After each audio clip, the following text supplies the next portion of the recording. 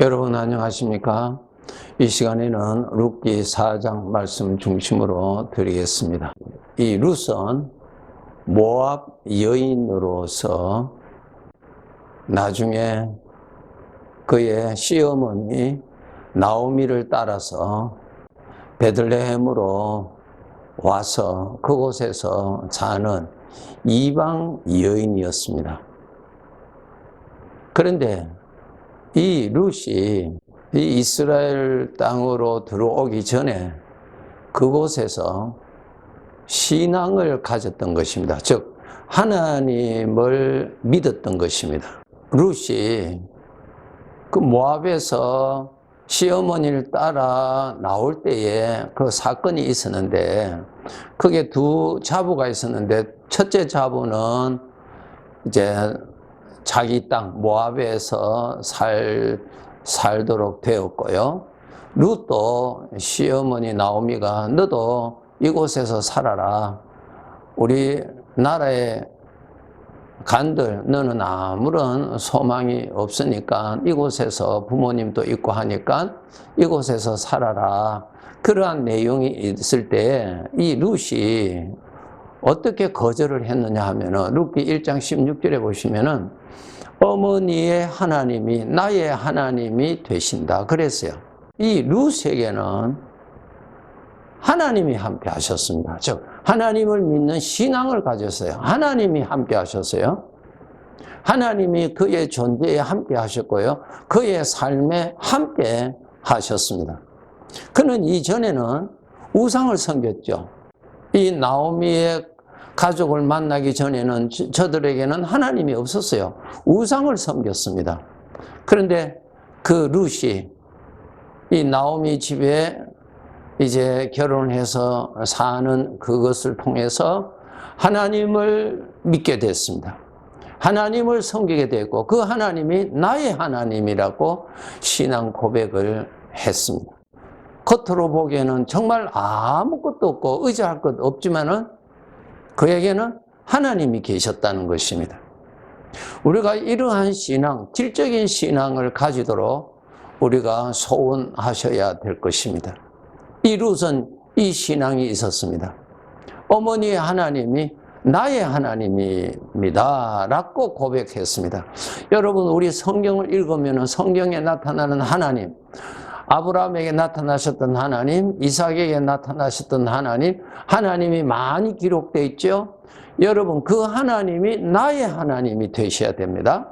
나의 하나님, 오늘 나의 하나님, 오늘 내 존재에 함께 계시는 하나님, 나에게 일하시는 하나님, 나에게 은혜를 나타내시는 하나님, 나를 인도하시는 하나님, 오늘 또 나를 보호하고 계시는 하나님, 그리고 천국을 향하여 가는 이 길의 주인이 되시는 나의 하나님, 이 하나님이 되셔야 합니다. 룻에게는 아무런 의지할 사람이 아무도 없었습니다. 이제 시어머니 나오미를 따라서 베들레헴에 가서 사는데 이방 여인이죠. 네. 재산이 있습니까? 남편이 있습니까? 자식이 있습니까? 나이 많은 나오미 시어머니를 봉양해야 하는 아주 그러한 형편에 있었습니다. 그런데 말입니다. 여러분, 여기에서 무엇을 보셔야 되냐면은 룻이 얼마나 그런 어려운 가운데서 잘 이겨나갔느냐, 그것을 우리가 보고 그것을 깨닫고 배우는 것 아닙니다. 그의 하나님이 그에게 어떻게 하셨는가, 그의 하나님이 어떻게 그를 인도하셨는가 라고 하는 것을 성경에 기록한 목적입니다. 성경의 모든 목적은 하나님을 우리에게 말씀하시기 위하여서 기록되어 있지, 어떠한 인물이 특별하게 다른 사람과 다른 어떤 면을 우리에게 소개하려고 기록한 것이 절대로 아닙니다. 여러분, 이 자연을 통해서 창조주 하나님의 솜씨를 읽을 줄 알고 감탄해야 되는데 죄로 말미암아 그것을 못 읽잖아요. 네. 그와 마찬가지로 우리 하나님의 자녀들이 성경에 기록되어 있는 하나님의 역사, 그 사람의 생애에서 역사하셨던 그 하나님을 여러분이 읽으셔야 됩니다. 그리고 그 하나님이 나에게 여전히 어제나 오늘이나 동일하신 그 하나님으로 내 생애에 계시는 것을 여러분 아셔야 되고 모시고 계셔야 되고 함께 여러분이 사시도록 믿음으로 깨어 있어야 되고 여러분 이 죄 많은 이 나그네 길에 하나님께서 나에게 어떻게 은혜를 베풀어 주시는지 어떻게 인도해 주시는지 어떻게 믿음 생활하도록 하시는지 어떻게 일을 하시는지에 여러분 관심을 가지시고 그 은혜를 여러분 누리시고 사셔야 합니다. 이것이 바로 하나님을 믿는 믿음의 삶의 모양입니다. 룻에서 나타나는 것이 무엇인가 하면요, 우리가 비록 구원을 받고 주님 모시고 살지만 여전히 우리는 죄성이 그대로 있죠. 육신의 것이 그대로 있어요. 죄의 성품이 그대로 있습니다. 예수님을 믿는 사람일지라도 죄의 성품은 살아있어서 나타나잖아요. 룻에게도 그대로 나타나죠. 자기가 이방 여인이니까 이스라엘 사람들이 이방인을 무시하는 경향이 많았다고 성경을 보면은 쉽게 읽을 수 있습니다. 그러한 가운데서 그는 어둠에 빠지지 아니하고 사망의 생각에 빠지지 아니하고 열등감에 빠지지 아니하고 그는 그러한 가운데서 어떻게 살았다고 기록되어 있습니까? 하나님의 은혜를 거두면서 살았다 그랬어요. 하나님의 은혜. 이삭을 거두러 다녔다 그랬어요. 그것을 은혜라 그랬어요. 은혜 아닙니까? 이삭은 그 주인의 것인데 내가 거저 거둘 수 있는 것이죠. 그것이 은혜입니다. 전능하신 하나님이 나와 함께 계시는데 그분이 오늘 하루의 삶에서 베풀어 주시는 은혜를 여러분이 읽으실 줄 알고 거두실 줄 알고 감사하실 줄 알아야 됩니다. 이거 훈련이 꼭 필요합니다. 여러분 이스라엘 역사에 하나님이 살아계셨죠? 이스라엘 역사에 하나님이 살아계셔서 역사하셨잖아요. 마찬가지로 하나님을 믿는 사람의 그 사람의 존재 안에 그 사람의 삶 안에 인생 안에 하나님이 계십니다. 하나님이 살아계십니다. 하나님이 일을 하십니다. 내 뜻을 이루시려고 일하시는 게 아니고 하나님의 거룩하신 영광스러운 뜻을 이루시기 위해서 일을 하십니다. 우리는 하나님이 일하시는 것을 은혜로 거두어 드리셔야 됩니다. 하나님이 베풀으시는 은혜를 여러분이 보실 줄 알고 거두실 줄 알아야 됩니다. 그러한 데 관심을 가지는 대신에 내 뜻대로 안 된다고 근심하고 걱정하고 불안하고 내 만족이 아직까지 채워지지 아니했다고 해서 긴장 속에서 살고 이것은 여러분 나의 존재에 계시는 하나님의 은혜를 거둘 줄 모르는 사람이고 하나님께서 베풀어 주시는 사랑을 받을 줄을 모르는 사람입니다. 하나님의 은혜가 없어서가 아니라 하나님의 은혜에 관심이 없어서 그래요. 우리의 하나님은 우리에게 약속하셨잖아요. 나는 내게 부족함이 없다고 말씀하셨어요. 그 말씀은 내가 범사에 감사하라고 말씀하신 것은 너의 범사에 어려운 일이 있고 안 되는 일이 있지만은 내가 너에게 베풀어 주는 은혜도 항상 너에게 나타날 것이니 항상 눈을 열어서 하나님의 은혜를 그러한 상황에서도 거두어서 은혜를 베풀으시는 하나님께 감사하고 그렇게 사랑을 베풀으시는 하나님을 잘 섬기고 그렇게 하라고 알려주신 것입니다. 요셉이 청년의 나이로 배다른 형제들이 시기 질투해서 애굽으로 팔아버렸잖아요. 애굽에서 노예가 되었습니다. 그 요셉은 하나님을 믿는 사람이었죠. 다른 사람이 볼 때는 요셉이 가장 불행한 사람이 되었어요. 이제 완전히 다른 나라에 노예가 되었어요. 죽음 외에는 노예에서는 벗어날 수 없는 불행한 자가 되었어요. 가장 천한 대우를 받을 수밖에 없는 사람이 되어버렸어요. 그러한 요셉에게 죄의 성품이 얼마든지 일어나겠죠. 자기를 이렇게 만드는 형들에 대한 분노와 복수하고자 하는 악한 생각 얼마나 많이 일어나겠어요. 그리고 현실의 그 비관. 이제는 아무런 희망이 없잖아요. 그 젊은 나이에. 이제 노예가 되었잖아요. 짐승과 같은 사람이 되어버렸으니 그 죄의 성품에서 일어나는 거 여러분이 충분히 상상하실 수가 있죠? 그러한 가운데 요셉이 있었지만은 자기는 하나님을 믿은 사람이죠. 하나님을 믿었다는 말은 무슨 뜻이라고요?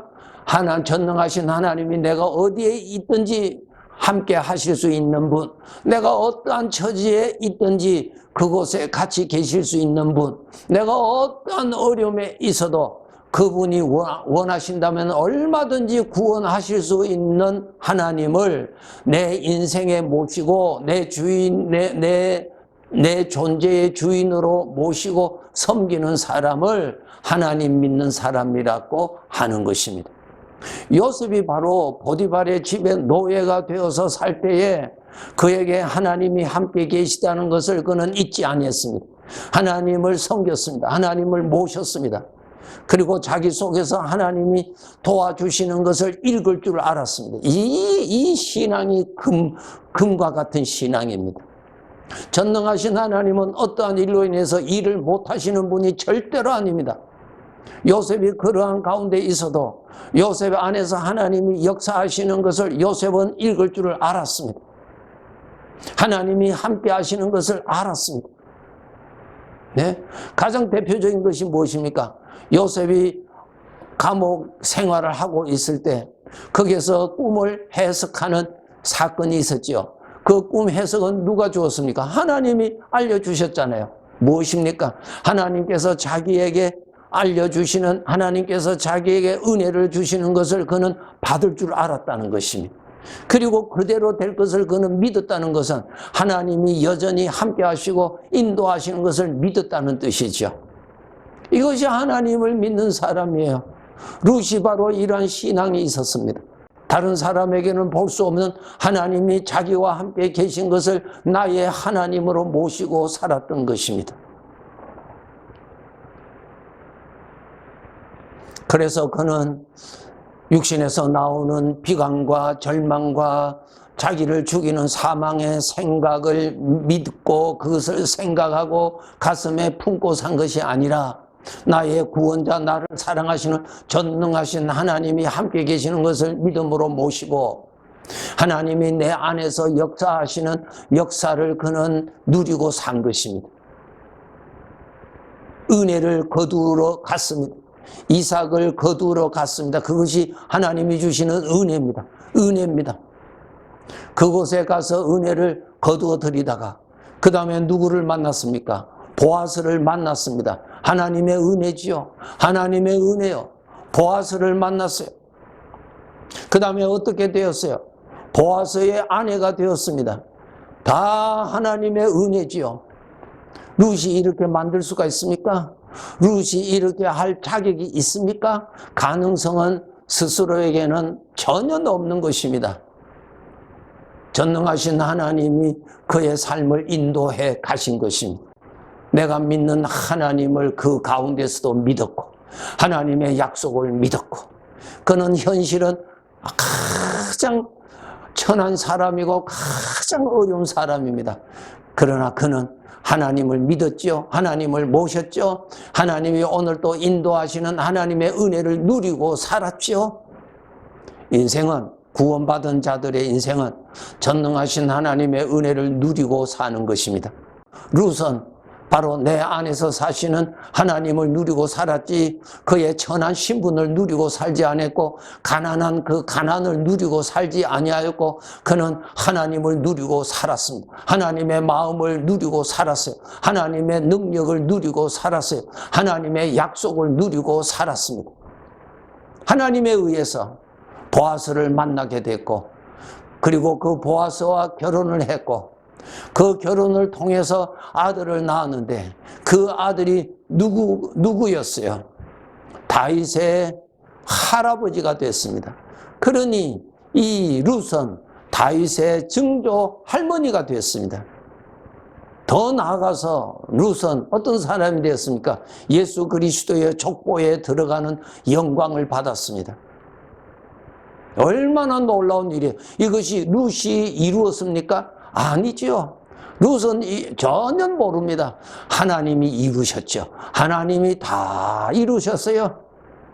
정말 이방 여인, 이 불쌍한 여인을 예수님의 거룩한 족보에 들어가는 영광을 입혀주셨는데, 이것은 루시 한 것이 아니라, 그 어떤 사람이 한 것이 아니라 그가 섬기는 하나님이 그렇게 만들어 주셨습니다. 성도 여러분, 나의 하나님 여러분 믿으시죠? 살아계시는 분 믿으시죠? 나라는 존재에 함께 계시는 것을 믿으시죠? 그분이 내 인생에 더 일하시고 계시는 것을 믿으시죠? 그러면 오늘 또 하나님의 은혜가 어떻게 나타나시는지, 여러분의 생각이 움직이는 것, 하나님의 은혜로 어떻게 움직이는지 여러분이 그것을 보시고 감사에 거두셔야 되죠. 여러분의 마음이 어떻게 움직이는지, 하나님의 능력으로 인해서 믿음을 향하여서 움직이는 것인지 살펴보시고 하나님이 일을 하시는 것에 감사하시면서 사셔야 됩니다. 우리가 남은 생에 나의 앞길이 어떻게 될지 우리는 전혀 모르지만 우리는 확실히 믿는 것은 나의 하나님이 마지막 날까지 함께 계시고 그분이 나의 주인으로서 끝까지 일하시고 하나님의 뜻을 이루어 가시는 일을 하시는 분이시기에 우리는 하나님을 누리고 살아야 하는 것입니다.